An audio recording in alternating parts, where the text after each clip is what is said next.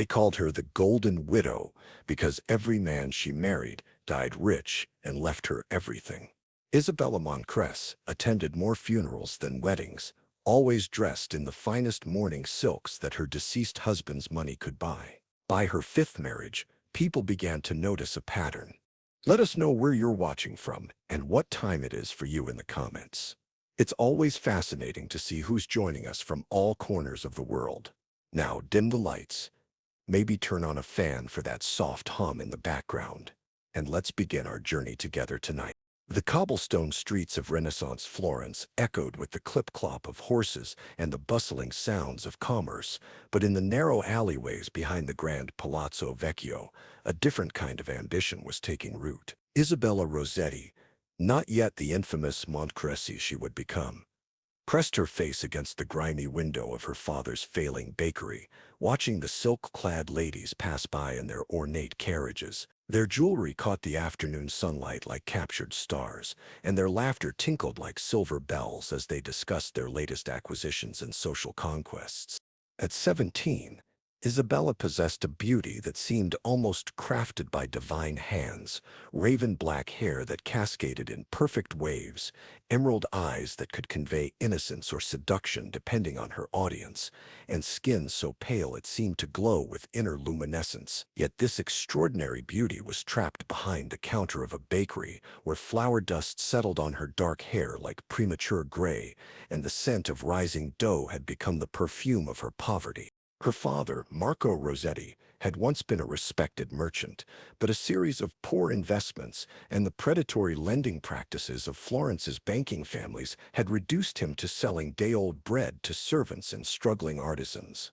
The family's descent from comfort to near destitution had been swift and merciless, leaving Isabella with intimate knowledge of how quickly fortune could change and how little separated the wealthy from the desperate.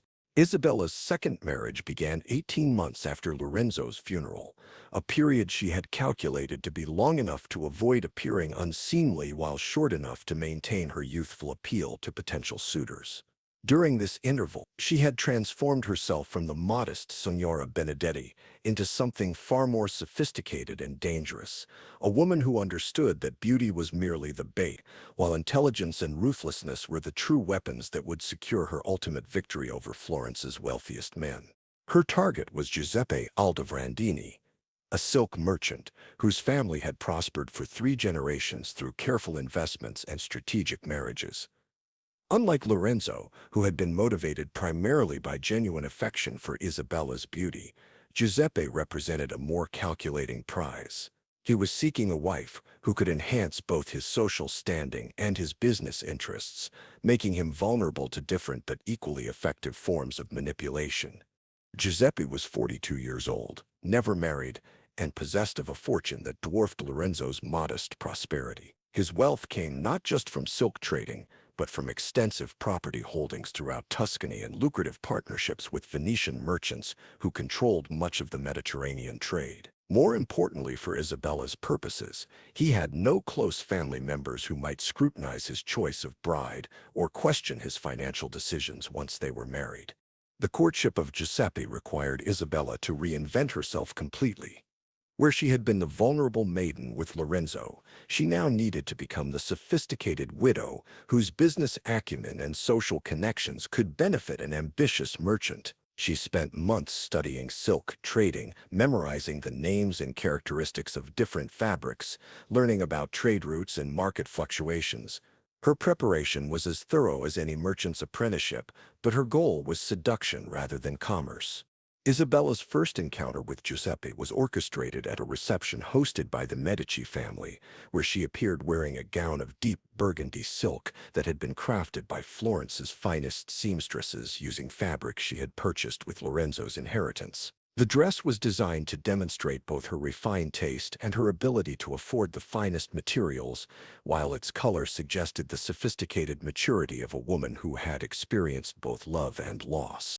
Her conversation with Giuseppe during that initial meeting was a masterpiece of calculated intelligence. Rather than simply accepting his compliments about her appearance, Isabella engaged him in detailed discussions about the quality of different silk varieties and the challenges facing merchants in an increasingly competitive market. She demonstrated knowledge that impressed him while asking questions that flattered his expertise and encouraged him to elaborate on his business successes. What made Isabella's approach particularly effective was her ability to present herself as both valuable and available without appearing desperate or calculating. She spoke fondly of her late husband, while making it clear that she had accepted her loss and was prepared to embrace whatever future might await her. Her references to her inheritance and her successful management of Lorenzo's business interests suggested a woman who could contribute to a marriage rather than simply depending on her husband's generosity. Giuseppe's response to Isabella's combination of beauty, intelligence, and apparent financial independence was immediate and intense.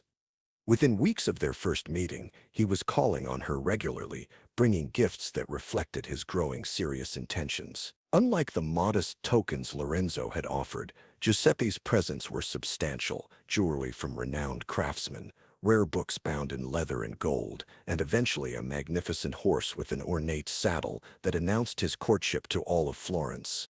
The engagement period lasted 6 months, during which Isabella perfected her performance as the ideal wife for an ambitious merchant. She attended social functions on Giuseppe's arm with grace that enhanced his reputation, provided intelligent conversation that impressed his business associates, and demonstrated household management skills that promised domestic harmony. Her behavior was flawless, creating no hint of the predatory intelligence that was actually guiding every interaction.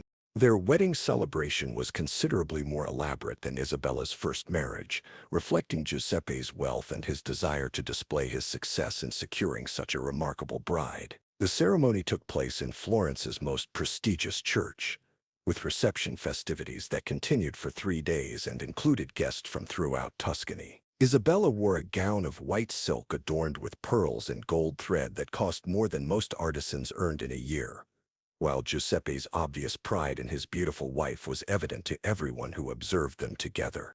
The early months of Isabella's second marriage were devoted to studying Giuseppe's business operations with even greater thoroughness than she had applied to Lorenzo's simpler affairs. Giuseppe's wealth was more complex, involving multiple partnerships, property investments, and financial instruments that required careful analysis to understand fully. Isabella approached this study with the dedication of a scholar, using her role as devoted wife to gain access to information that would be crucial to her future plans.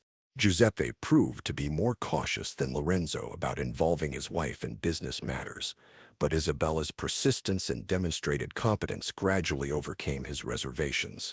She began by offering suggestions about household expenses that saved money while improving their standard of living, then progressed to providing insights about social relationships that proved valuable in business negotiations. Her contributions were always presented as wifely support rather than interference, making Giuseppe more likely to seek her advice on increasingly important matters. What Isabella discovered about Giuseppe's financial situation was both encouraging and challenging. His wealth was indeed substantial, but much of it was tied up in investments and partnerships that could not be easily liquidated. More problematically, Giuseppe had several business enemies who envied his success and would be quick to challenge any unusual developments following his death. Her approach to eliminating Giuseppe would need to be more sophisticated than the simple accident that had served so well with Lorenzo. The method Isabella developed for Giuseppe's elimination reflected her growing expertise in the art of murder.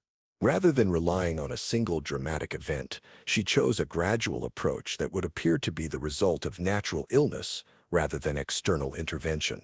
Her weapon was not poison in the conventional sense, but rather the systematic introduction of substances that would weaken Giuseppe's constitution over time, while creating symptoms that physicians would attribute to various common ailments. Isabella's knowledge of herbs and their effects had been acquired through careful study of medical texts and discreet consultations with practitioners who specialized in natural remedies.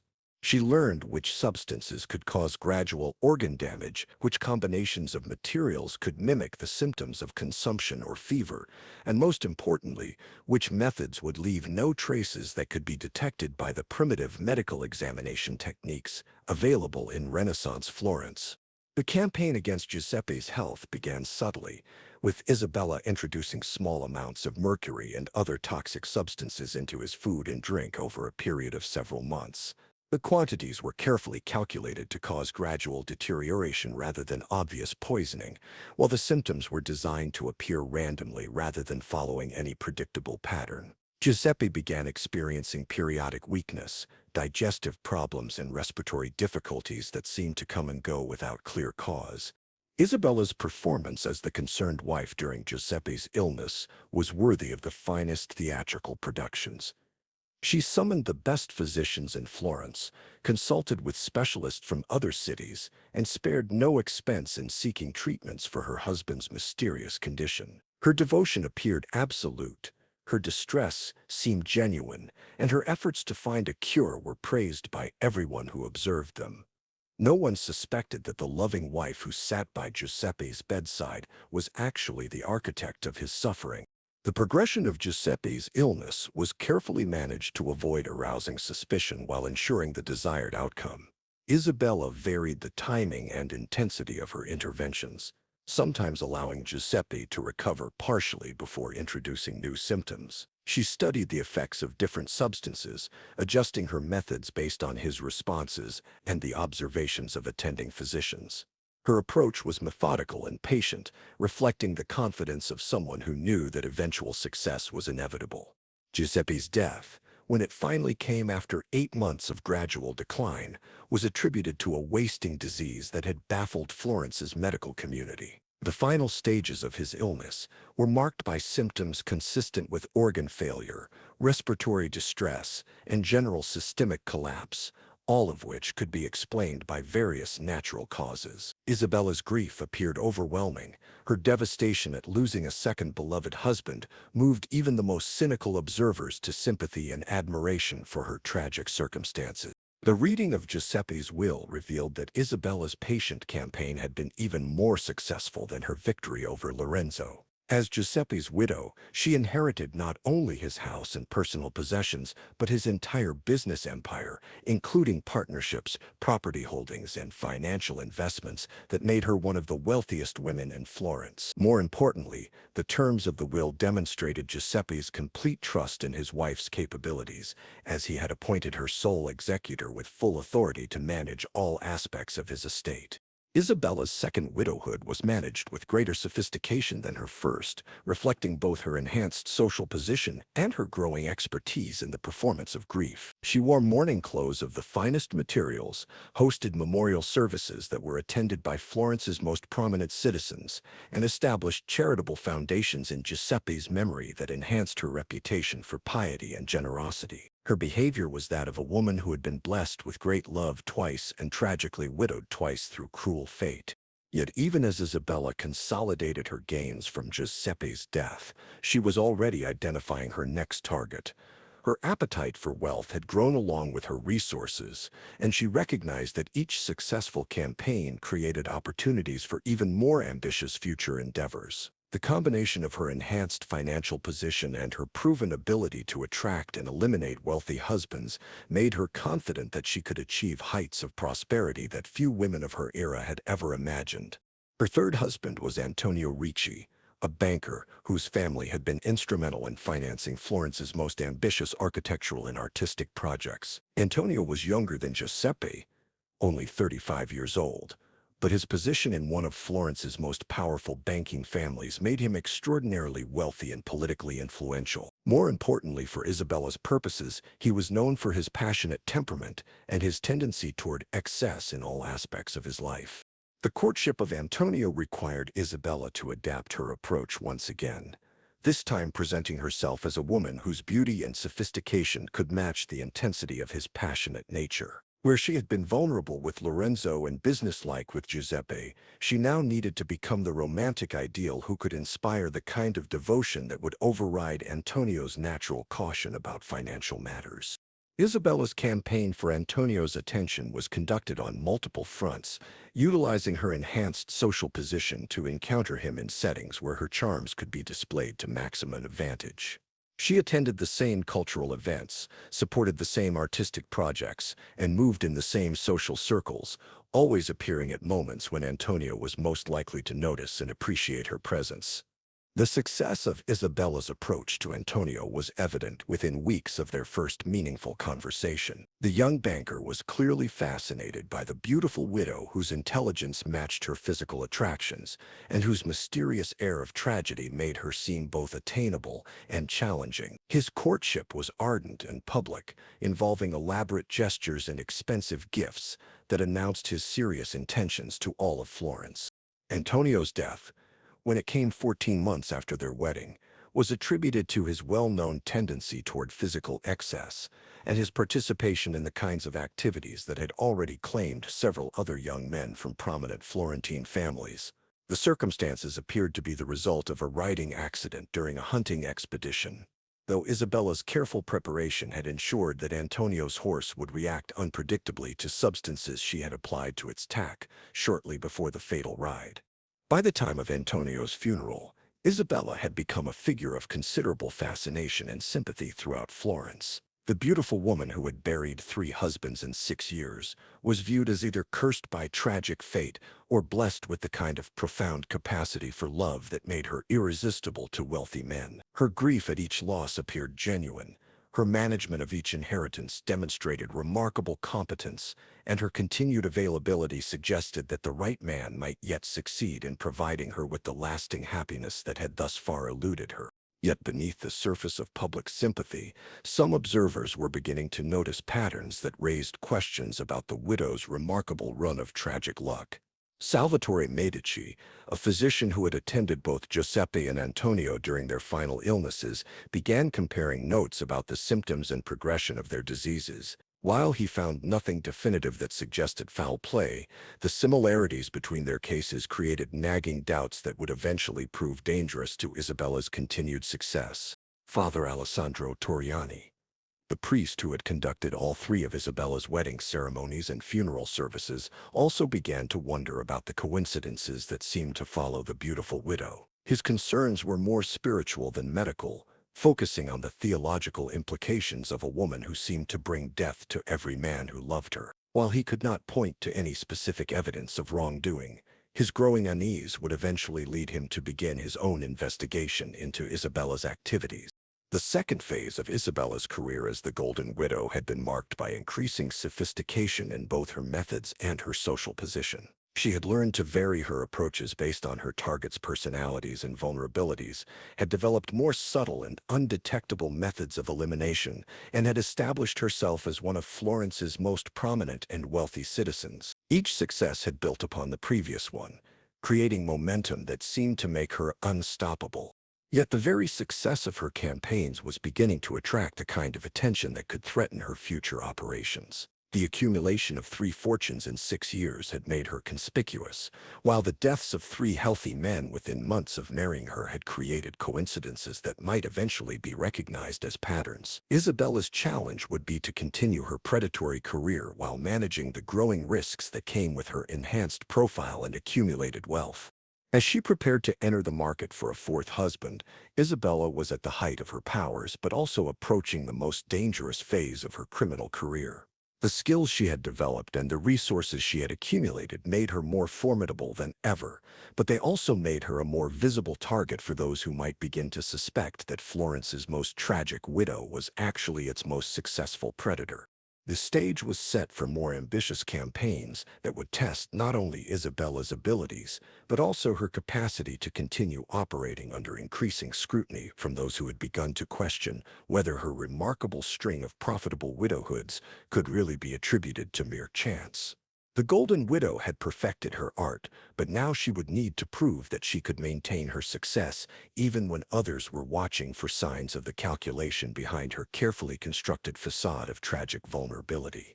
The bakery's regular customers included Lorenzo Benedetti, a middle-aged wool merchant whose first wife had died in childbirth 3 years earlier. Lorenzo was not particularly handsome. His face bore the weathered appearance of someone who had spent decades negotiating in outdoor markets, but his black velvet doublet and gold rings spoke of prosperity that Isabella found far more attractive than any physical feature. More importantly, he had no surviving children and no close relatives who might complicate inheritance matters.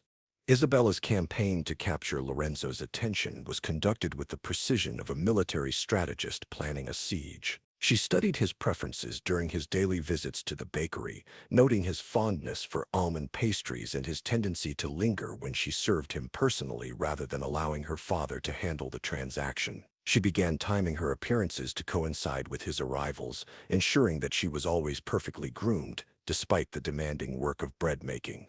Her approach was masterfully subtle. Rather than throwing herself at Lorenzo with obvious desperation, she created an atmosphere of gentle melancholy that suggested deep waters beneath her beautiful surface. She spoke softly of her family's misfortunes and her fears about their uncertain future, painting herself as a virtuous maiden trapped by circumstances beyond her control. Her sighs were carefully timed, her glances perfectly calculated to suggest vulnerability rather than calculation. Lorenzo's response exceeded Isabella's most optimistic expectations. The merchant began visiting the bakery twice daily, ostensibly to purchase bread for his household, but actually to spend increasingly lengthy periods in conversation with the beautiful baker's daughter. He brought small gifts, a silk ribbon, a piece of imported fruit, a book of poetry that demonstrated both his growing affection and his financial capability to support a wife in proper style. The courtship lasted precisely 4 months, during which Isabella's performance as the grateful, innocent maiden never wavered. She accepted Lorenzo's proposal with tears of joy that were entirely genuine, not because she loved him, but because she had successfully identified and captured her first stepping stone toward the wealth and status she craved. Their wedding was modest by necessity, given her family's circumstances, but Lorenzo's obvious pride in his beautiful young bride suggested that far grander celebrations would mark her future. Isabella's first few weeks as Signora Benedetti were devoted to studying her new environment, with the thoroughness of a scholar preparing for examinations. Lorenzo's house was comfortable rather than luxurious, but it represented wealth beyond anything Isabella had previously experienced. More importantly, she began to understand the structure of Lorenzo's business dealings, his relationships with other merchants, and most crucially, the details of his financial arrangements and legal obligations. Her husband proved to be a kind and generous man who clearly adored his young wife and took pleasure in providing her with comforts she had never known. He delighted in buying her fine clothes, jewelry, and household luxuries, viewing her happiness as a reflection of his own success and masculinity. Isabella received these gifts with appropriate gratitude while mentally calculating their value and considering how they might be converted to more liquid assets when the time came. The transformation of Isabella from loving wife to calculating predator began subtly, almost imperceptibly. She started by gaining Lorenzo's complete trust through a combination of apparent devotion and carefully demonstrated competence in household management. She convinced him that her difficult childhood had given her practical skills in managing money and resources that could benefit their joint prosperity. Lorenzo, impressed by her intelligence and grateful for her assistance, gradually began involving her in business decisions that had previously been his exclusive domain. Within 6 months of their marriage, Isabella had acquired detailed knowledge of Lorenzo's financial situation, including his business partnerships, outstanding debts, and the location of important documents. She discovered that his wealth, while comfortable, was less substantial than his lifestyle suggested. Much of his apparent prosperity came from credit arrangements and partnerships that could become problematic if not managed carefully. This knowledge crystallized her understanding that timing would be crucial to maximizing her benefit from their relationship. The method Isabella chose for Lorenzo's elimination was as elegant as it was virtually undetectable. Rather than resorting to poison or violence, approaches that might attract unwanted attention or leave evidence, she decided to exploit his one significant weakness, his pride in his ability to handle strong drink. Lorenzo's reputation as someone who could match any man cup for cup had become part of his identity as a successful merchant who could hold his own in any social or business situation. Isabella began encouraging Lorenzo's drinking by creating situations that seemed to call for celebration. She praised his business successes with such enthusiasm that opening expensive wine seemed the natural response.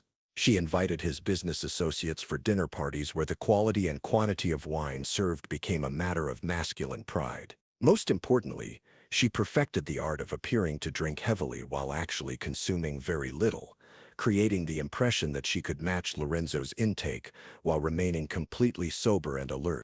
The gradual increase in Lorenzo's alcohol consumption was so subtle that he never recognized it as manipulation. Isabella was careful to vary her tactics, sometimes encouraging moderation to avoid creating suspicion, other times creating circumstances where drinking seemed socially or emotionally necessary. She studied the effects of different wines and spirits on his behavior, learning to predict exactly how much would be required to achieve specific levels of impairment without causing obvious intoxication that others might notice. Her plan reached its culmination on a cold December evening when Lorenzo returned home from a particularly successful business negotiation involving the sale of wool to Milanese buyers. Isabella had prepared an elaborate celebration dinner featuring his favorite foods and a selection of wines that she had been saving for precisely this occasion. The meal was intimate and romantic, designed to make Lorenzo feel simultaneously celebrated and relaxed. As the evening progressed, Isabella guided the conversation toward topics that encouraged Lorenzo to drink more heavily: his pride in overcoming business challenges, his satisfaction with their marriage, his plans for expanding his merchant activities in the coming year. She matched his consumption with apparent enthusiasm while actually consuming less than half the amount she appeared to drink. By the time they retired to their bedchamber, Lorenzo was in a state of euphoric intoxication that made him unaware of his compromised coordination and judgment. The accident that claimed Lorenzo's life occurred when he attempted to descend the stairs during the night, ostensibly to visit the kitchen for water to counter his excessive consumption. His fall down the stone steps was attributed to the combination of darkness, unfamiliar surroundings, they had recently rearranged some furniture, and the lingering effects of wine. The household staff who discovered his body the following morning found nothing suspicious about the circumstances, particularly given his well-known capacity for drink and the evidence of the previous evening's celebration. Isabella's performance as the grieving widow was flawless. Her tears seemed genuine because they were tears of relief and triumph rather than sorrow, but indistinguishable to observers who expected to see a young wife devastated by sudden loss. She accepted condolences with appropriate grace, while privately marveling at how easily people accepted the narrative of tragic accident rather than considering more sinister possibilities. The reading of Lorenzo's will revealed the complete success of Isabella's patient campaign. As his wife and sole heir, she inherited not only his house and furnishings, but his entire business operation, including partnerships and contracts that would continue generating income for years to come. More importantly, she discovered that Lorenzo had been more prosperous than even she had realized, with investments and savings that transformed her from comfortable widow to genuinely wealthy woman. The months following Lorenzo's death were spent consolidating her newfound wealth and establishing herself as an independent woman of means rather than simply a merchant's relict. Isabella demonstrated business acumen that surprised Lorenzo's former associates, making decisions that not only preserved but actually increased the value of her inheritance. She sold properties that were declining in value, invested in new opportunities that Lorenzo had been too conservative to pursue, and established relationships with bankers and lawyers who would serve her interests in future endeavors. Yet, even as Isabella savored her success, she recognized that Lorenzo's fortune, while substantial, was only the beginning of what she hoped to achieve. Her taste of wealth had awakened appetites that could not be satisfied by a single inheritance, no matter how generous. She began to study Florence's social hierarchy, with the same methodical attention she had once devoted to learning Lorenzo's business affairs, identifying potential targets for future campaigns. The transformation from desperate baker's daughter to calculated predator was complete. Isabella had discovered that she possessed not only the beauty to attract wealthy men, but the intelligence to manipulate them and the ruthlessness to eliminate them when they had served their purpose. More importantly, she had learned that society's expectations about feminine vulnerability and grief could be used as perfect camouflage for activities that would be immediately suspect in a man. As winter gave way to spring in Florence, the newly wealthy Signora Benedetti began appearing at social functions where eligible bachelors gathered. Her mourning period had been appropriately observed, her reputation as a virtuous widow was well established, and her financial independence made her an intriguing prospect for men who sought wives with both beauty and resources. She carried herself with the confidence of someone who had discovered her true vocation, though none of her admirers could have guessed what that vocation actually entailed. The success of her first campaign had taught Isabella valuable lessons that would inform all her future endeavors. She had learned the importance of patience, the power of apparent vulnerability, and the effectiveness of methods that left no clear evidence of wrongdoing. Most importantly, she had discovered that she could live with the consequences of her actions not just without guilt, but with genuine satisfaction and pride in her accomplishments. Isabella's emergence into Florence's social scene was carefully orchestrated to maximize her appeal while minimizing suspicion about her rapid transition from mourning to availability. She attended church services regularly, contributed generously to charitable causes, and maintained Lorenzo's former business relationships with competence that enhanced rather than diminished her reputation. Her behavior was that of a woman who had adapted admirably to widowhood while remaining open to the possibility of finding love again. The whispered conversations that followed her appearances at social gatherings focused on her beauty, her apparent piety, and her tragic loss rather than any questions about the circumstances of Lorenzo's death. The fact that she had inherited substantial wealth was seen as fortunate rather than suspicious, particularly given the obvious affection Lorenzo had displayed toward his young wife during their brief marriage. Florence's social arbiters concluded that Isabella Benedetti was exactly what she appeared to be, a lovely young woman who had been blessed with a good marriage and then tragically widowed through no fault of her own. Yet beneath this carefully constructed facade, Isabella was already planning her next campaign. She had identified several potential targets among Florence's eligible bachelors, each offering different advantages in terms of wealth, social connections, or vulnerability to the method she had perfected during her marriage to Lorenzo. Her approach would need to be more sophisticated this time, as a second husband dying in suspicious circumstances might create the kind of attention she needed to avoid. The foundation of Isabella's future success had been laid during those months. As Lorenzo's wife and through the careful management of her first widowhood, she had established herself as a woman of substance and character, created a network of social and business relationships that would support her activities, and most importantly, had proven to herself that she possessed both the capability and the temperament for the career she had chosen. As spring blossomed into summer, Isabella began the delicate process of allowing herself to be courted by the men who had noticed her during her careful emergence from mourning. Each potential suitor was evaluated not for his personal qualities, but for his contribution to her long-term goals of wealth accumulation and social advancement.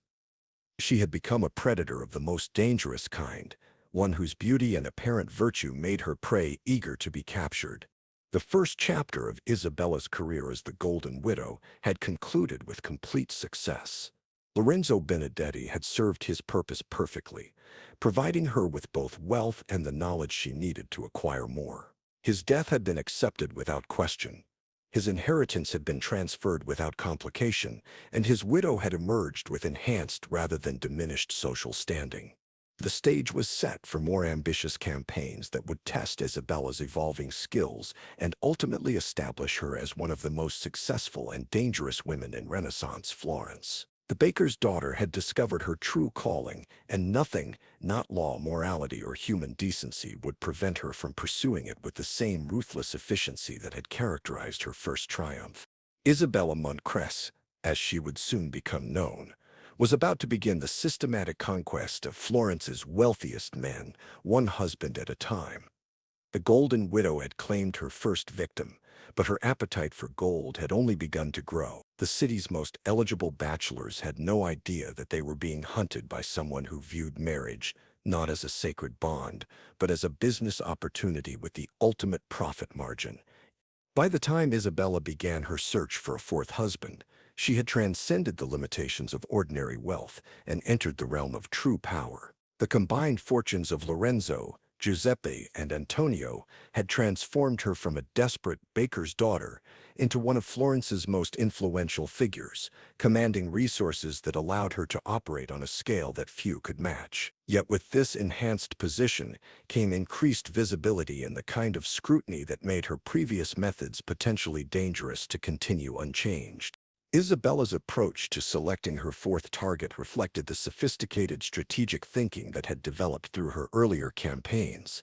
Rather than simply identifying the wealthiest available bachelor, she now considered factors such as political connections, business relationships, and potential threats that each candidate might pose to her long-term security. Her choice needed to advance her interests while minimizing the risks that came with her growing reputation as Florence's most tragically unlucky wife. Riccardo Vespucci represented the perfect combination of opportunity and challenge. As a member of one of Florence's most distinguished families, he possessed not only substantial personal wealth, but also political influence that could provide Isabella with protection against those who might question her remarkable string of profitable widowhoods. His family connections included relationships with the papal court, commercial partnerships throughout Europe, and social ties that extended into the highest levels of Florentine society. More importantly for Isabella's calculations, Riccardo was known for his discretion and his tendency to conduct his affairs away from public scrutiny. His previous romantic relationships had been handled with such privacy that few people in Florence could claim detailed knowledge of his personal life. This preference for secrecy would make it easier for Isabella to manage their relationship according to her own agenda, while minimizing the opportunities for outside observers to monitor their interactions too closely. The courtship of Riccardo required Isabella to deploy resources and capabilities that she had not possessed during her earlier campaigns. Her enhanced wealth allowed her to present herself as an equal rather than a dependent, while her accumulated social connections provided opportunities to encounter Riccardo in settings where her attractions could be displayed to maximum advantage. She hosted salon gatherings that attracted Florence's intellectual and artistic elite, sponsored cultural events that enhanced her reputation for sophistication, and demonstrated patronage of the arts that established her as a woman of refined taste and generous spirit.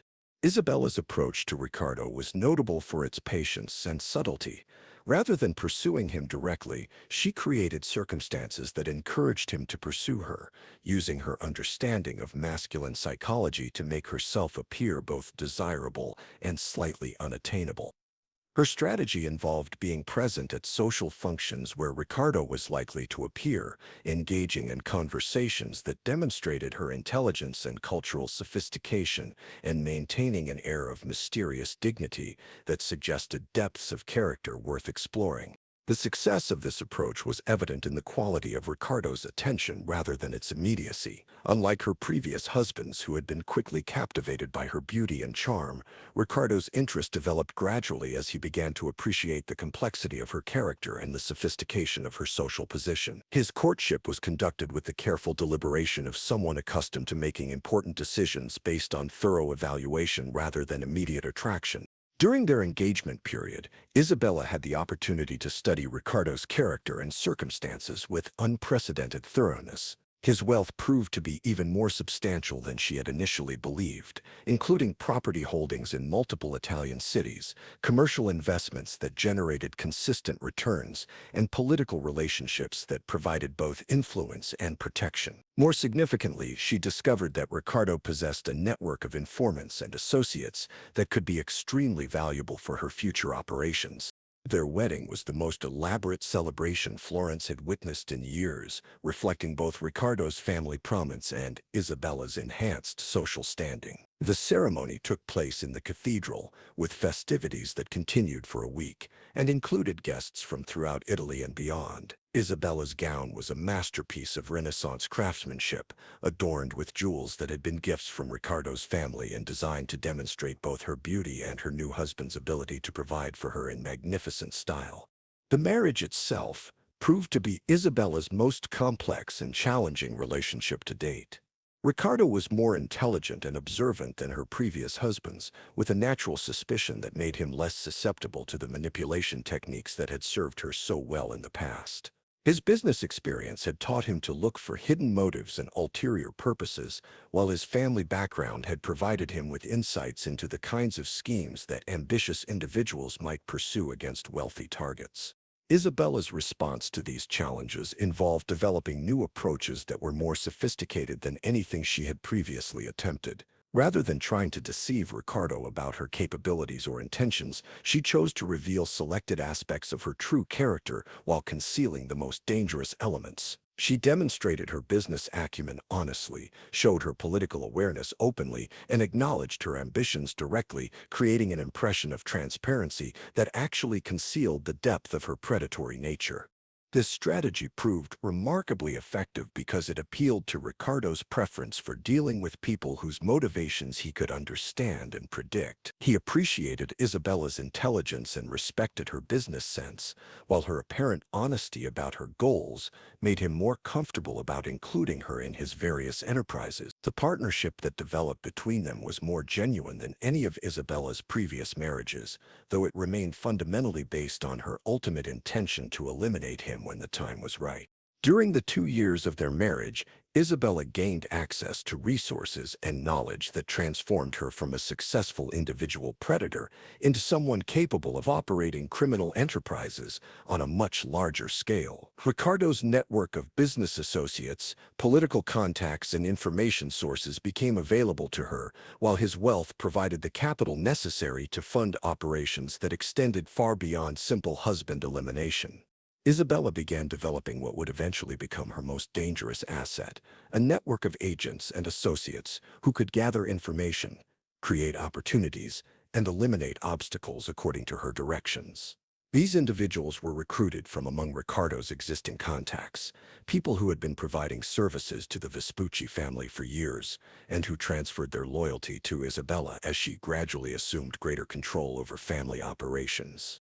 The network included information gatherers who could research potential targets, social manipulators who could create circumstances favorable to Isabella's plans, and specialists in various forms of elimination who could handle problems that required more direct solutions. Most importantly, it included individuals with access to official records, legal documents, and financial institutions who could ensure that Isabella's activities would not leave traces that could be used against her in the future. Ricardo's elimination, when Isabella finally decided the time was appropriate, represented the culmination of everything she had learned about the art of profitable murder. Rather than relying on accidents or apparent natural causes, she chose a method that would actively enhance her reputation while removing him from the picture. The approach she selected involved making Ricardo appear to be the victim of political assassination, creating circumstances that would generate sympathy for his widow while providing believable explanations for his death.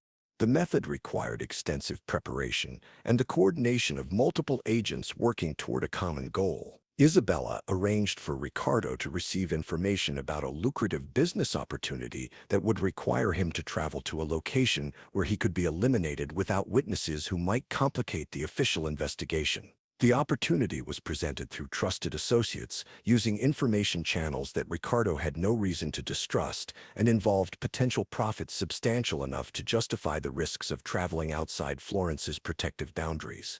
Ricardo's death occurred during what appeared to be a robbery attempt by bandits who targeted wealthy travelers on remote roads. The attack was conducted by professionals who left enough evidence to make the crime appear spontaneous while ensuring that no witnesses survived to provide details that might contradict the official narrative. Isabella's grief at losing her husband to such senseless violence was viewed as particularly tragic, especially given her previous losses to more mundane forms of mortality.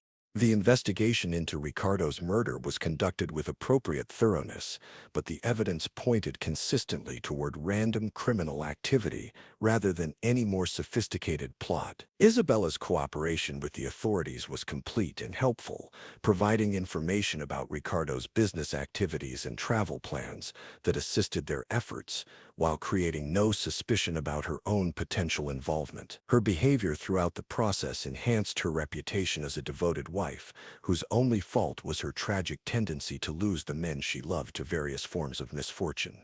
Ricardo's will revealed that Isabella's patient campaign had achieved results that exceeded even her ambitious expectations. In addition to inheriting his personal wealth and property holdings, she had been appointed as executor of family trusts and commercial enterprises that gave her control over resources worth more than the combined estates of her three previous husbands. More importantly, the terms of the will demonstrated Ricardo's complete confidence in her abilities, granting her authority to make decisions that would affect multiple business operations and numerous employees. Yet the very success of Isabella's fourth marriage created complications that would challenge her ability to continue operating with the same freedom she had previously enjoyed. The Vespucci family's prominence meant that Ricardo's death attracted attention from powerful individuals who had their own interests in the family's continuing prosperity. Some of these observers began asking questions about the beautiful widow who had now inherited control over such substantial resources, particularly given her history of profitable marriages and convenient widowhoods. Dr. Alessandro Fiorenzi, a physician and scholar who had been studying the recent increase in mysterious deaths among Florence's wealthy citizens, began compiling information about Isabella's marriages and the circumstances surrounding her husband's deaths. His approach was methodical and scientific, focusing on patterns and probabilities rather than gossip and speculation. What he discovered through careful analysis was a statistical impossibility that could only be explained by deliberate intervention rather than natural causes.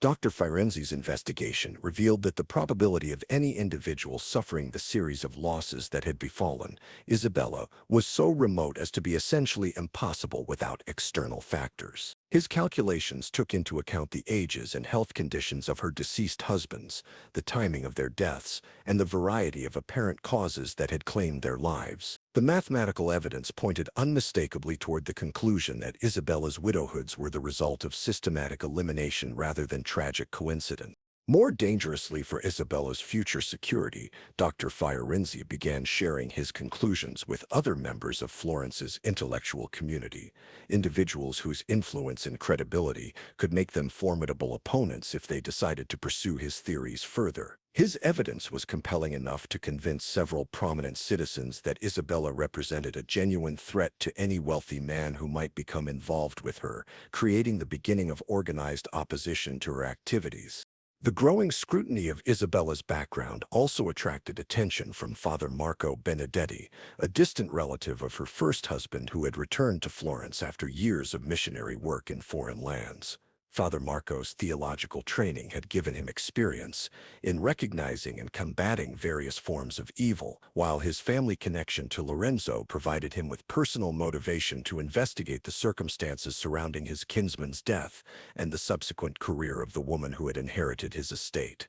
Father Marco's approach to investigating Isabella combined spiritual discernment with practical detective work, using both prayer and observation to understand the true nature of the woman who had become one of Florence's most prominent widows. His conclusions about Isabella's character were less concerned with legal evidence than with moral certainty, but his influence within Florence's religious community made him a potential threat to her continued operations.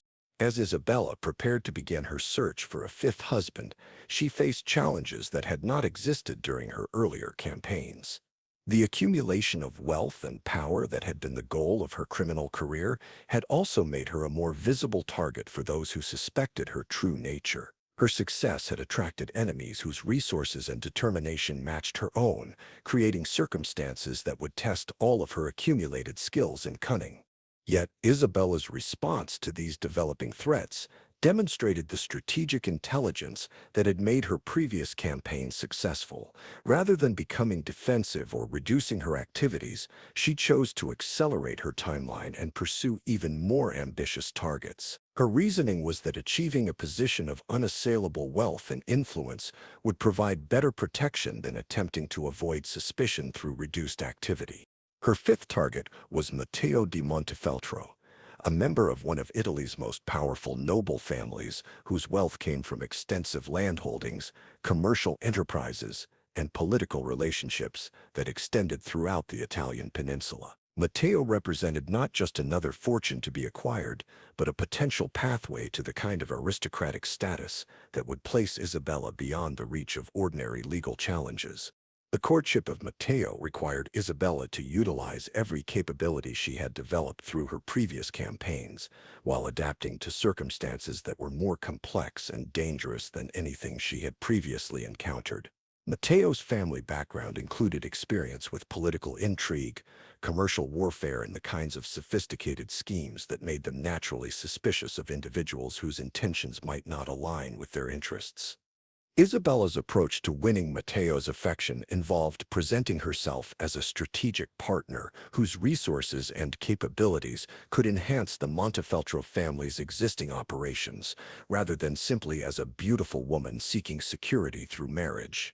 She demonstrated knowledge of political developments that could affect their interests, provided insights into commercial opportunities that had not been apparent to their existing advisors, and showed familiarity with social dynamics that could be useful in their ongoing power struggles. The success of this approach was evident in the speed with which Matteo's family accepted Isabella as a potential addition to their household. Unlike her previous marriages, which had been primarily personal relationships that gradually evolved into business partnerships, her engagement to Matteo was explicitly presented as a political alliance that would benefit both parties through the combination of their respective resources and capabilities. Their wedding was conducted with appropriate ceremony, but without the extensive public celebration that had marked Isabella's previous marriages. The Montefeltro family preferred to conduct their affairs with discretion, focusing on substance rather than display. This preference suited Isabella's current needs perfectly, as it reduced the opportunities for outside observation, while providing her with access to resources and protection that would be valuable in dealing with the growing threats to her security. Matteo's death, when it occurred 8 months after their wedding, was attributed to complications arising from a hunting accident that had initially appeared to be minor. The circumstances were consistent with the kinds of mishaps that occasionally befell active individuals who participated in dangerous recreational activities, while the medical evidence supported the conclusion that his injuries had become infected despite appropriate treatment.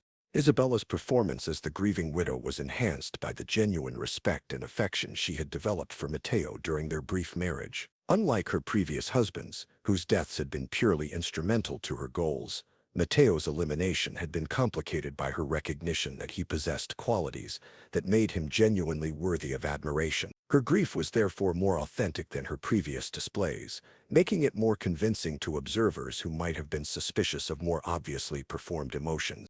Yet, even as Isabella mourned Matteo's loss, she was consolidating the gains that his death had provided. The Montefeltro inheritance included not only substantial wealth, but also political connections and social status that elevated her to heights of influence she had never previously imagined. More importantly, her position as Matteo's widow provided her with protections and resources that would make it extremely difficult for her enemies to take effective action against her. The completion of Isabella's fifth marriage marked the end of one phase of her criminal career and the beginning of another. She had achieved wealth and status that placed her among the most influential people in Renaissance Italy, with resources that could fund operations on any scale she chose to pursue. Yet she had also attracted enemies whose determination and capabilities made them genuinely dangerous opponents in ways that would test her abilities to their ultimate limits. The network of agents and associates that Isabella had developed during her marriage to Riccardo had grown into a sophisticated organization capable of gathering information, eliminating threats, and advancing her interests through methods that extended far beyond simple husband elimination. Her transformation from individual predator to criminal entrepreneur was complete, but the challenges she faced were correspondingly greater than anything she had previously encountered. As the Golden Widow prepared for what she secretly knew would be her final and most ambitious campaign, the stage was set for confrontations that would determine whether her criminal genius could triumph over the forces of law, morality, and determined opposition that were gathering against her. The skills she had developed and the resources she had accumulated made her more formidable than ever, but they also made her a target worthy of the most serious and sustained efforts to bring her criminal career to an end. The widow's web had expanded to encompass much of Florence's wealth and power, but now she would discover whether that web was strong enough to protect her from enemies who had finally begun to understand the true nature of the beautiful woman who had become one of the most successful and dangerous criminals of her era. Isabella's selection of her sixth husband represented both the pinnacle of her ambitions and the most dangerous gamble of her criminal career. Giovanni Tornabuoni was not merely wealthy, he was one of the most powerful financiers in all of Europe, with banking operations that extended from London to Constantinople and political connections that reached into the papal court itself. Yet it was precisely this prominence that made him both the ultimate prize and the greatest threat Isabella had ever faced. Unlike her previous targets, Giovanni came with baggage that Isabella had not fully anticipated. A network of business associates, family members, and political allies who had their own interests in his continued survival. More significantly, he was already aware of the growing whispers about Florence's golden widow and had begun his own discreet investigation into her background before their first meeting. The courtship that followed would be a deadly game of chess between two master strategists, each aware that the stakes extended far beyond simple marriage or murder. Giovanni's initial approach to Isabella was characterized by a caution that immediately set him apart from her previous victims. Rather than being swept away by her beauty and charm, he maintained the analytical distance of someone evaluating a potentially dangerous business proposition. His inquiries about her background were thorough and persistent, conducted through intermediaries who had access to records and testimony that revealed uncomfortable details about the timing and circumstances of her previous widowhoods. What Giovanni discovered through his investigation was not sufficient to prove criminal activity, but it was enough to establish that Isabella's remarkable luck with husbands fell well outside the boundaries of statistical probability. His business experience had taught him that such patterns rarely occurred naturally, while his political background had given him familiarity with the kinds of schemes that ambitious individuals might pursue against wealthy targets. Yet Giovanni's knowledge of Isabella's probable nature did not deter him from pursuing the relationship. It actually increased his interest in her as both a potential partner and a worthy opponent. His own rise to prominence had involved activities that existed in gray areas between legitimate business and criminal enterprise, making him more appreciative than condemnatory of Isabella's apparent capabilities. He viewed their potential marriage not as a romantic union, but as a strategic alliance between two professionals who understood the realities of power and its acquisition. Isabella's realization that Giovanni suspected her true nature created both opportunities and dangers that required her to fundamentally reconsider her approach. For the first time in her career, she was dealing with someone who might be as calculating and ruthless as herself, someone whose cooperation could provide unprecedented advantages, but whose opposition could prove fatal. The courtship that developed between them was conducted on multiple levels, with each participant simultaneously pursuing romance, gathering intelligence, and preparing for potential betrayal. The complexity of their relationship was evident in the negotiations that preceded their engagement. Unlike Isabella's previous marriages, which had been based on emotional manipulation and concealed agendas, her arrangement with Giovanni was explicitly presented as a business partnership with clearly defined terms and expectations. Each party brought specific resources to the alliance. Each had particular goals they hoped to achieve, and each understood that their cooperation was conditional on continued mutual benefit. Giovanni's terms for the marriage included provisions that were clearly designed to protect him from the fate that had befallen Isabella's previous husbands. He insisted on maintaining separate residences, conducting regular medical examinations by physicians of his own choosing, and employing food tasters and bodyguards whose loyalty was to him rather than to their joint household. Most significantly, he demanded that Isabella provide him with detailed information about her methods and activities, claiming that full disclosure was necessary for their partnership to function effectively. Isabella's response to these demands demonstrated the strategic flexibility that had made her previous campaigns successful. Rather than rejecting Giovanni's conditions or attempting to deceive him about her capabilities, she chose to embrace the opportunity for genuine partnership with someone who could appreciate her skills without being repulsed by their implications. Her disclosures about her methods were carefully calibrated to demonstrate her value as an ally while concealing the full extent of her network and resources. What emerged from these negotiations was a marriage unlike any Isabella had previously experienced. Instead of being the predator stalking an unsuspecting victim, she found herself in partnership with someone whose own criminal capabilities matched, and in some areas exceeded her own. Giovanni's banking operations had provided him with opportunities to eliminate business rivals, manipulate political outcomes, and acquire resources through methods that were every bit as ruthless as Isabella's husband-hunting campaigns. Their wedding was a deliberately modest affair, conducted with the privacy that both parties preferred for their various activities. The ceremony served multiple purposes.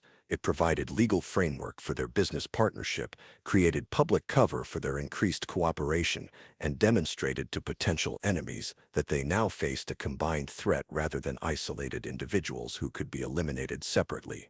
The early months of Isabella's marriage to Giovanni were marked by a productivity that exceeded anything she had previously achieved. With access to Giovanni's intelligence networks, financial resources, and political connections, she was able to expand her operations beyond Florence into other Italian cities and eventually into international markets. Her network of agents grew into a sophisticated organization capable of gathering information, eliminating obstacles, and advancing their interests through methods that ranged from subtle manipulation to direct violence. Yet even as Isabella savored the unprecedented scope of her new operations, she was becoming aware that Giovanni's protection came with costs that extended beyond simple partnership obligations. His own enemies were numerous and dangerous, including business rivals who had suffered from his manipulations, political opponents who had been damaged by his schemes, and former allies who had discovered the true nature of his character. Isabella's association with Giovanni made her a target for individuals whose resources and determination exceeded anything she had previously faced. The first serious threat to Isabella's security came from an unexpected source, Marco Benedetti, the son of her first husband Lorenzo, who had been studying abroad during the years of Isabella's rise to prominence. Marco's return to Florence had been motivated by curiosity about his stepmother's remarkable career, but his investigation had uncovered evidence that challenged the official narratives surrounding his father's death and Isabella's subsequent marriages. Unlike the academic inquiries of Dr. Florence or the spiritual concerns of Father Marco, the younger Benedetti's investigation was motivated by personal hatred and a desire for revenge that made him willing to take risks that more cautious opponents might avoid. His approach involved direct confrontation rather than careful accumulation of evidence, creating immediate dangers that required Isabella to deploy her most extreme defensive measures. Marco's first move was to publicly challenge Isabella's reputation by presenting evidence about the suspicious circumstances surrounding his father's death to Florence's judicial authorities. His accusations were supported by testimony from servants who had observed unusual activities in the Benedetti household during Lorenzo's final weeks, medical evidence that suggested Lorenzo's accident might have been facilitated by external factors, and financial records that demonstrated Isabella's rapid accumulation of wealth following her husband's death. Isabella's response to Marco's accusations demonstrated the difference between her current capabilities and the limited resources she had possessed during her earlier campaigns. Rather than relying on denial or misdirection, she launched a comprehensive counterattack that utilized every asset at her disposal.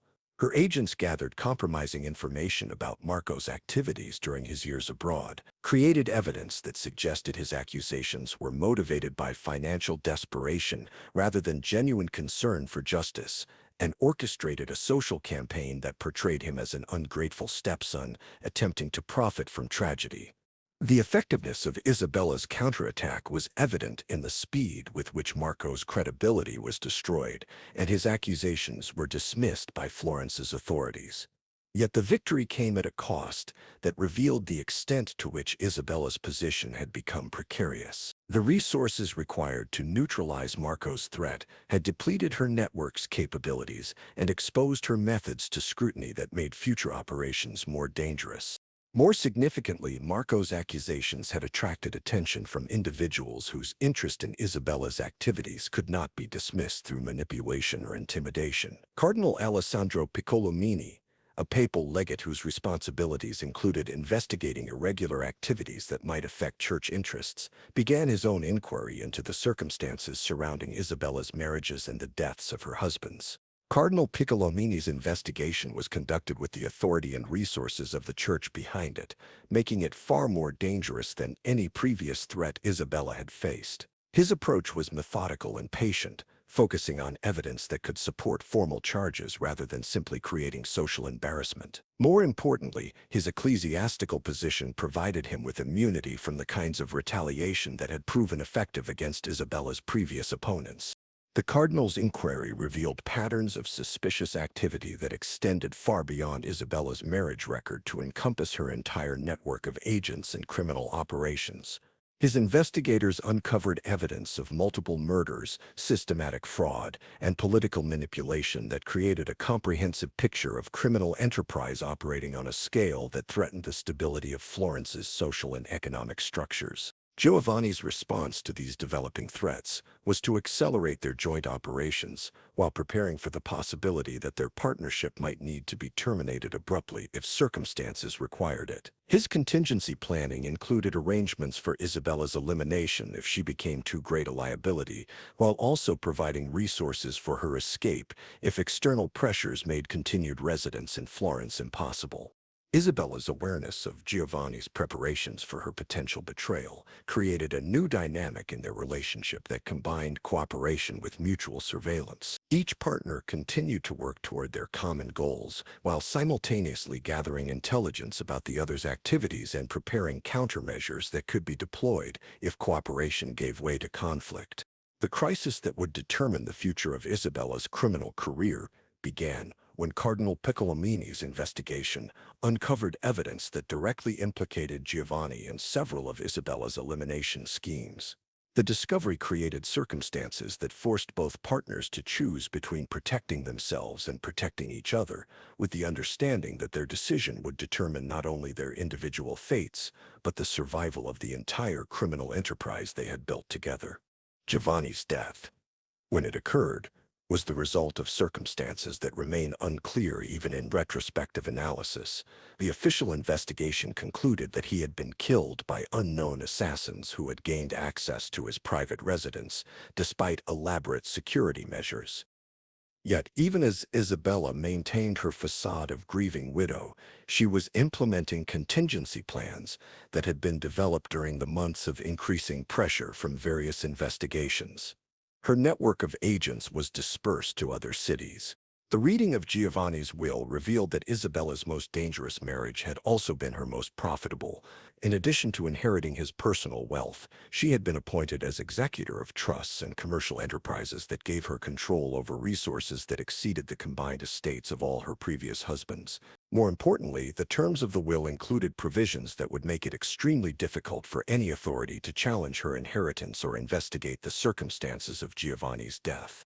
Cardinal Piccolomini's response to Giovanni's murder and Isabella's inheritance was to intensify his investigation while seeking additional authority to pursue charges that might otherwise be beyond his jurisdiction. His efforts were supported by a growing coalition of individuals whose various interests had been damaged by Isabella's activities, creating the most serious threat to her security that she had ever faced. Yet Isabella's response to these mounting pressures demonstrated the strategic intelligence and criminal sophistication that had made her previous campaigns successful. Rather than becoming defensive or attempting to avoid confrontation, she chose to eliminate the sources of threat through methods that would simultaneously protect her current position and enhance her long-term security. The campaign that Isabella launched against her enemies was notable for its comprehensive scope and systematic execution. Cardinal Piccolomini found himself facing accusations of financial impropriety that were supported by documentary evidence and witness testimony that appeared genuine. Florence's reputation was destroyed by revelations about experimental treatments that had resulted in patient deaths, while Father Marco discovered that his family's financial support had been withdrawn due to allegations about his personal conduct. The effectiveness of Isabella's counterattack was evident in the speed with which her opponents were neutralized and their investigations were terminated. Yet the victory required resources and methods that had pushed her network to its limits while creating new vulnerabilities that would need to be addressed in future operations. As the fourth phase of Isabella's criminal career drew to its close, she found herself in a position that was simultaneously stronger and more precarious than ever before. The wealth and power she had accumulated through 6 profitable widowhoods had made her one of the most influential people in Renaissance Italy, yet they had also made her a target for enemies whose determination and resources matched her own.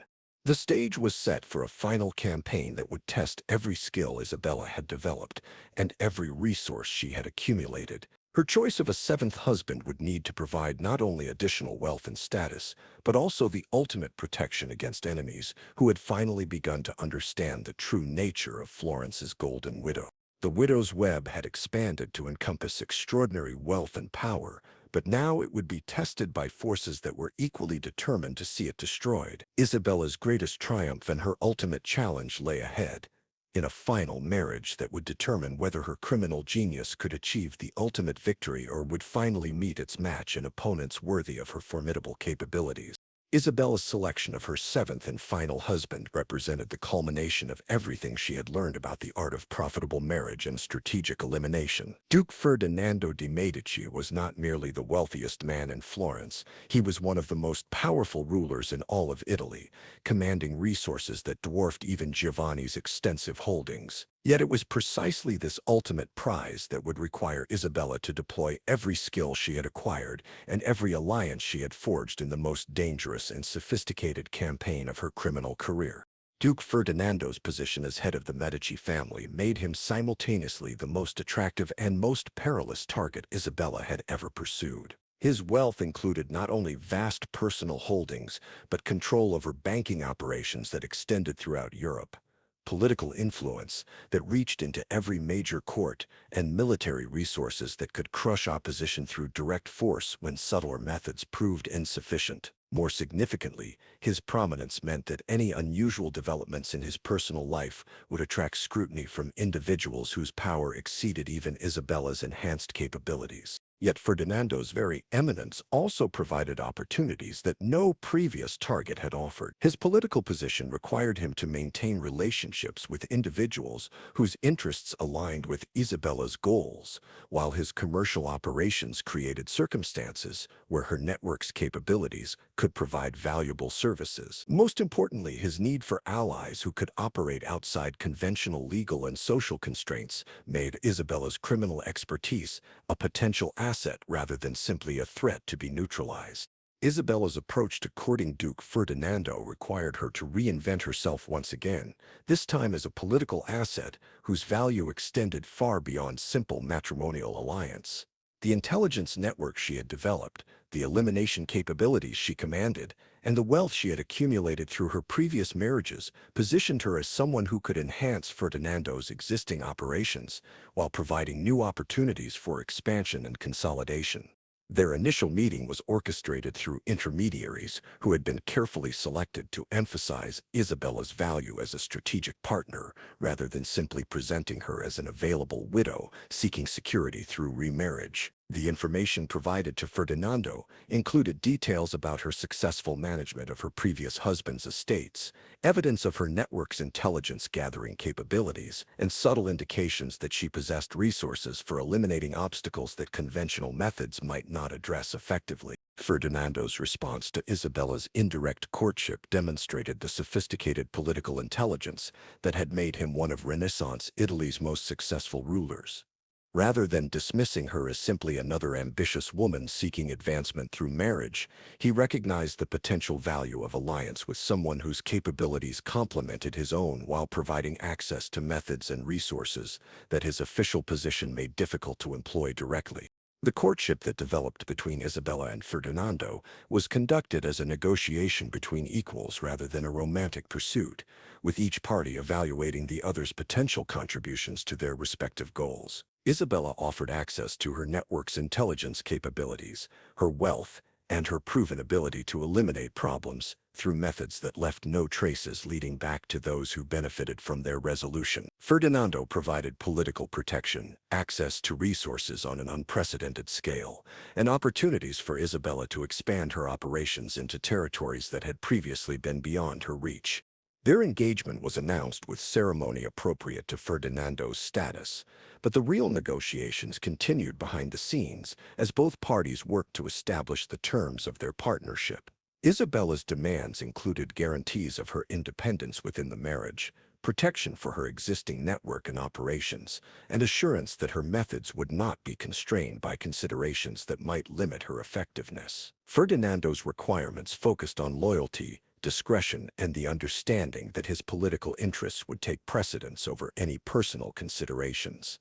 The wedding celebration was the most magnificent event Florence had witnessed in decades, with guests including royalty from throughout Europe, representatives of the papal court, and commercial leaders whose attendance demonstrated the international significance of the alliance. Isabella wore a gown created by the finest artisans in Italy, adorned with jewels that had been gifts from various European courts, designed to demonstrate both her beauty and her new husband's ability to provide for her on a scale that matched her elevated status. Yet even as Isabella savored her triumph in achieving marriage to Italy's most powerful duke, she was aware of the enormous challenges that accompanied her new position. Ferdinando's enemies were more numerous and dangerous than any she had previously faced, including rival political factions, commercial competitors, and religious authorities whose interests conflicted with Medici policies. Her association with Ferdinando made her a target for individuals whose resources and determination exceeded anything her previous experience had prepared her to address. More significantly, Isabella discovered that her new husband possessed his own network of agents and operatives whose capabilities rivaled her own organization. Ferdinando's rise to power had required the elimination of numerous obstacles and the neutralization of countless threats, activities that had been accomplished through methods every bit as ruthless as Isabella's husband elimination campaigns. Their marriage brought together two criminal enterprises of extraordinary sophistication, creating opportunities for unprecedented success while also generating conflicts that could prove destructive to both parties. The first year of Isabella's marriage to Ferdinando was marked by a productivity that exceeded even her most optimistic expectations. With access to Medici resources and political protection, her network expanded into international operations that generated wealth and influence beyond anything she had previously imagined. Her agents operated in major European cities, gathering intelligence that proved valuable to Ferdinando's political and commercial activities, while identifying opportunities for profitable intervention in various conflicts and competitions. Yet Isabella's success in expanding her operations also attracted attention from enemies whose capabilities matched the enhanced scale of her activities. The Holy Roman Emperor's intelligence services began investigating suspicious deaths and mysterious accidents that seemed to follow patterns suggesting organized criminal activity. The Venetian Republic's security apparatus started monitoring individuals whose activities appeared to threaten their commercial interests through methods that transcended normal business competition. Most dangerously, Isabella's activities had attracted the attention of other practitioners of the criminal arts, whose territorial ambitions conflicted with her expanding operations. Cesare Borgia, whose own rise to power had involved systematic elimination of rivals and obstacles, recognized Isabella's network as a potential threat to his own plans for consolidating control over central Italy. His response was to begin planning operations designed to neutralize Isabella's capabilities while absorbing her resources into his own organization.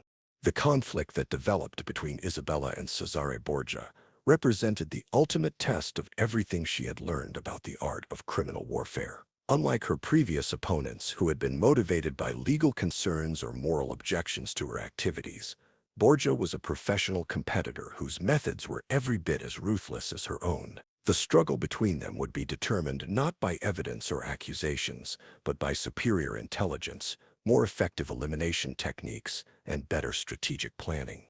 Isabella's initial response to Borgia's challenge was to accelerate her operations while strengthening her alliance with Ferdinando through demonstrations of her network's value in advancing Medici interests. Her agents eliminated several of Ferdinando's political rivals through methods that appeared to be natural deaths or accidents, while also gathering intelligence that proved crucial in successful commercial negotiations and military campaigns.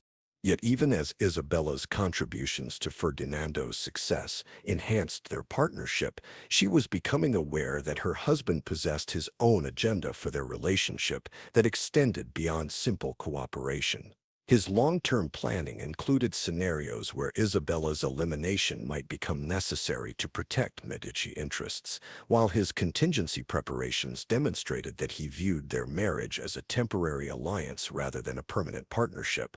The realization that Ferdinando might eventually betray her created new complexities in Isabella's strategic planning that required her to balance cooperation with self-protection while maintaining the appearance of loyal partnership.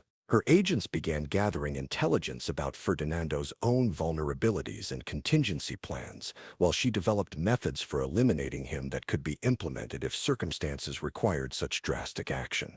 The crisis that would determine the ultimate outcome of Isabella's criminal career began when Cesare Borgia's operatives succeeded in capturing and interrogating several members of her network. The information they obtained provided Borgia with detailed knowledge of Isabella's methods, resources, and plans, while also revealing the extent of her operations and the identity of her most important agents. Borgia's use of this intelligence was both immediate and devastating.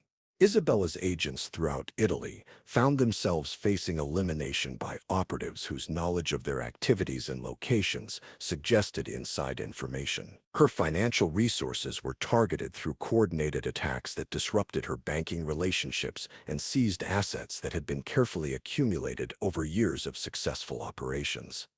Most critically, Borgia began providing information about Isabella's criminal activities to authorities whose jurisdiction and resources made them capable of taking effective action against her.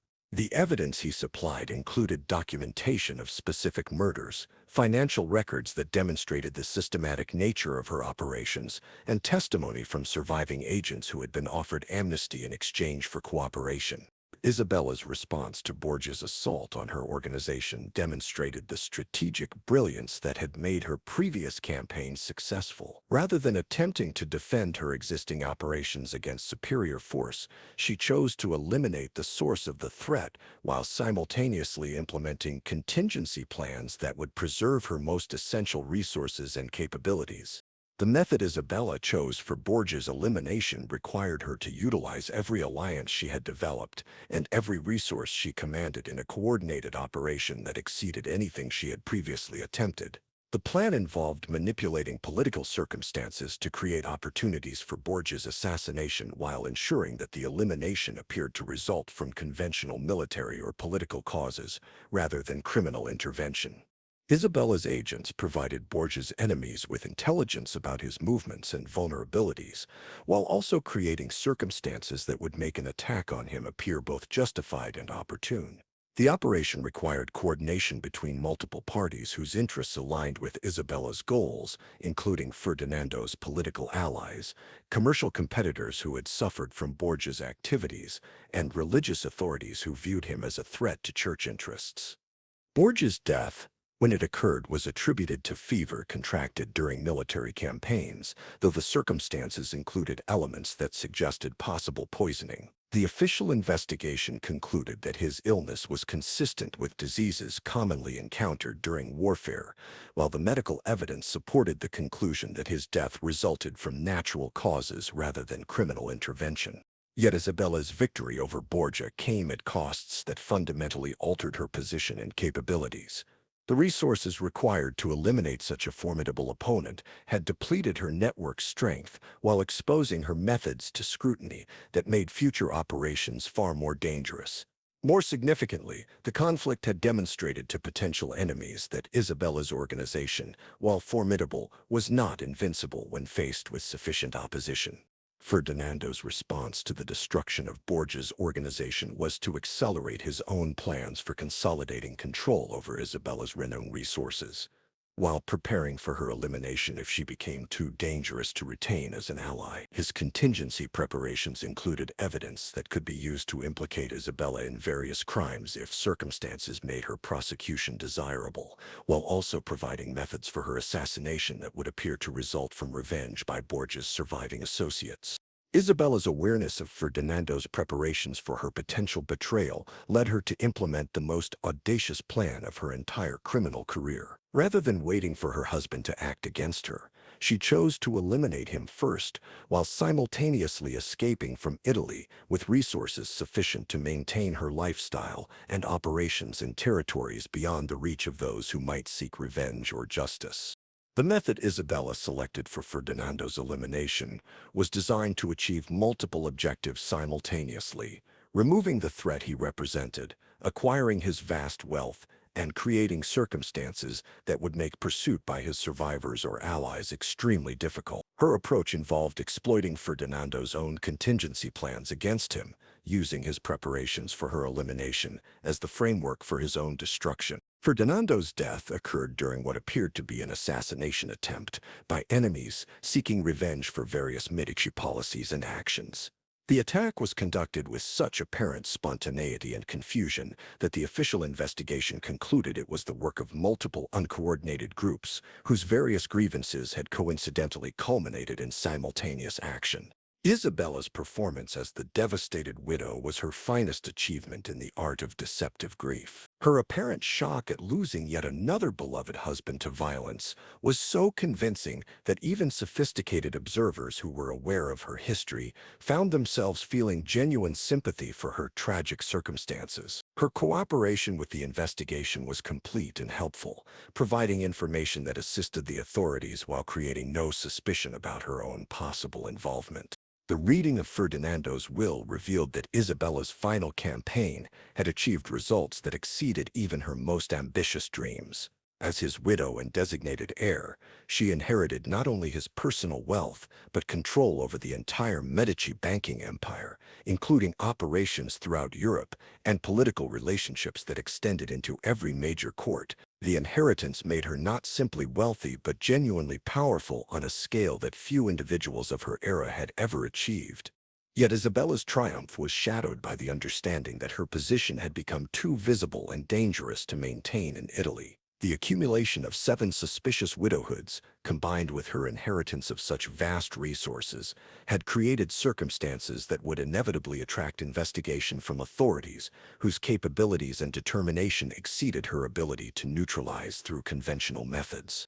Isabella's response to these challenges was to implement escape plans that had been developed during her marriage to Ferdinando, utilizing resources and capabilities that his network had provided to create new identities and establish operations in territories where her reputation would not precede her. Her departure from Italy was conducted with such discretion that months passed before authorities realized that the Golden Widow had vanished along with resources that represented one of the greatest accumulations of wealth in Renaissance history.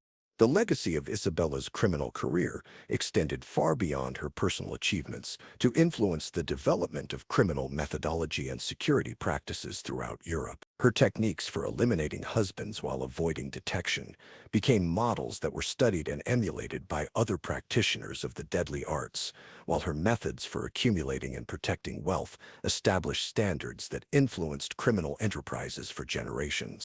More significantly, Isabella's success in achieving genuine political power through criminal means demonstrated possibilities that had previously been considered impossible for individuals operating outside conventional legal and social structures. Her example inspired other ambitious criminals to pursue goals that extended beyond simple wealth accumulation to encompass genuine influence over political and commercial developments. The mystery of Isabella's ultimate fate became one of the great legends of Renaissance Italy, with various theories proposed about where she had gone and what she had accomplished in her new life. Some claimed she had established herself as a power behind various European thrones, using her wealth and criminal expertise to influence political developments throughout the continent. Others suggested that she had created new criminal organizations that operated on international scales, utilizing the methods she had perfected to achieve goals that transcended national boundaries. What remained certain was that Isabella Montcresce had achieved something unprecedented in the annals of criminal history. She had transformed herself from a desperate baker's daughter into one of the most powerful individuals of her era through systematic elimination of 7 husbands and accumulation of their combined wealth. Her success had required intelligence, patience, ruthlessness, and strategic planning that exceeded anything previously documented in criminal enterprise. The Golden Widow's story became a cautionary tale that wealthy men throughout Europe shared in whispered conversations, warning each other about the dangers of beautiful women whose previous husbands had died under suspicious circumstances. Yet it also became an inspiration for ambitious individuals who recognized that conventional social limitations might be overcome through sufficient cunning and determination. Isabella's criminal methodology influenced the development of investigative techniques and security practices that were designed to detect and prevent similar schemes in the future. Her success in avoiding detection for so long demonstrated weaknesses in existing legal and medical systems that led to reforms intended to make such systematic predation more difficult to accomplish. Yet perhaps Isabella's most significant legacy was her demonstration that criminal genius, when combined with sufficient resources and strategic planning, could achieve goals that exceeded those available through conventional means. Her transformation from victim of social circumstances to master of her own destiny provided a template that continued to inspire ambitious criminals long after her disappearance from historical records. The final chapter of the Golden Widow's documented career ended not with capture or defeat, but with triumph and successful escape to unknown destinations where her accumulated wealth and refined criminal skills could be applied to new challenges and opportunities. Isabella Montcresce had achieved the ultimate victory in her war against poverty, social limitation, and masculine dominance, proving that intelligence and determination could overcome any obstacle when applied with sufficient ruthlessness and patience. As the greatest criminal success story of the Renaissance era drew to its close, Isabella's example continued to influence developments in both criminal methodology and security practices throughout Europe. The Golden Widow had achieved immortality not through virtue or nobility, but through the perfect execution of systematic murder and the accumulation of wealth on a scale that transformed criminal enterprise into genuine political power. Her story remained as a testament to the possibilities available to those bold enough to seize them and intelligent enough to execute them flawlessly.